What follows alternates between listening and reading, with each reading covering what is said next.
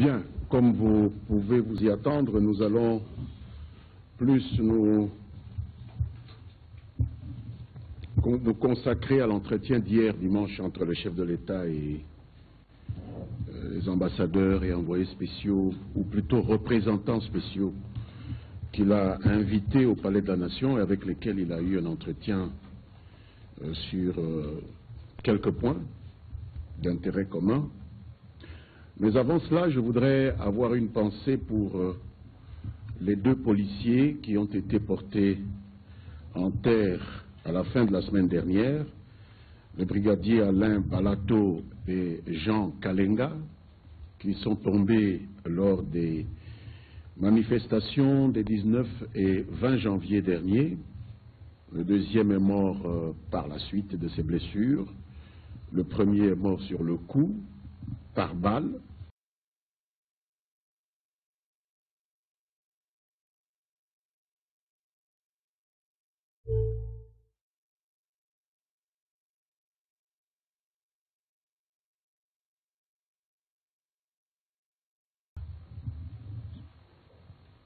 Élise India, Congo Télévision. La RDC renonce à l'appui de la MONUSCO au nom de la souveraineté et non-ingérence.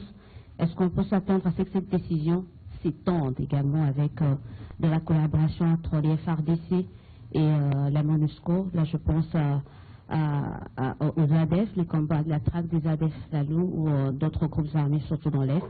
Et combien de temps donnez-vous, ou on peut estimer que les FARDC pourront mettre fin rapidement à la traque des FDLR? Parce que pour 15 000, je crois qu'on a pris presque 15 ans.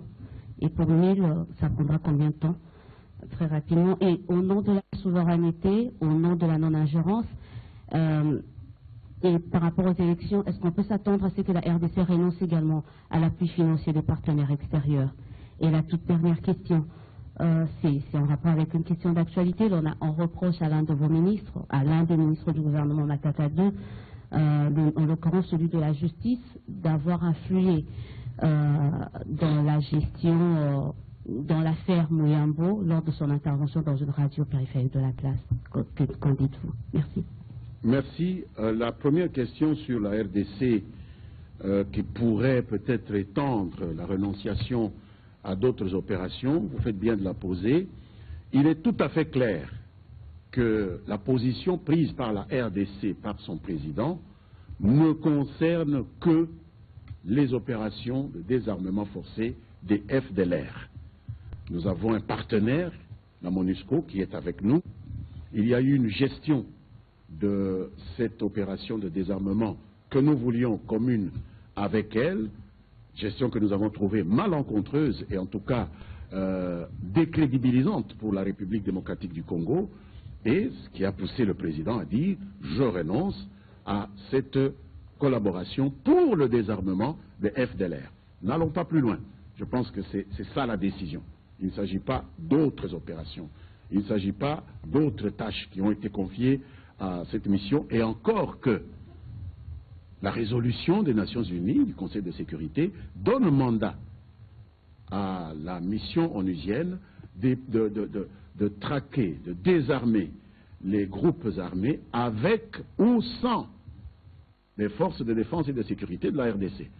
Donc s'il y a une logique, puisque ça va se faire sans, puisque la RDC veut le faire sans, on devrait assister à une initiative de la MONUSCO de désarmer aussi ces gens sans les FARDC, puisqu'ils sont sur un territoire assez large, c'est quand même 2 provinces.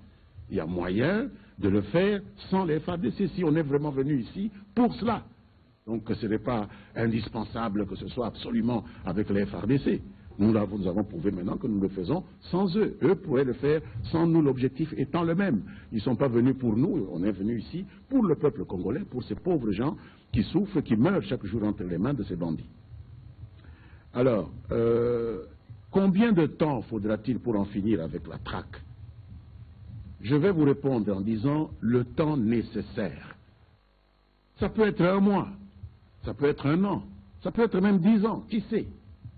Qui sait ce qui va se passer sur le terrain? Une opération militaire, on sait quand on la commence, personne n'est capable de vous dire comment elle se termine. Il faut y mettre de la détermination, il faut y mettre des moyens, il faut y mettre de l'appui des populations. Et tout cela, nous allons faire en sorte de rassembler tous ces moyens-là pour arriver à réussir, mais donner une échéance, ce serait un peu aventureux.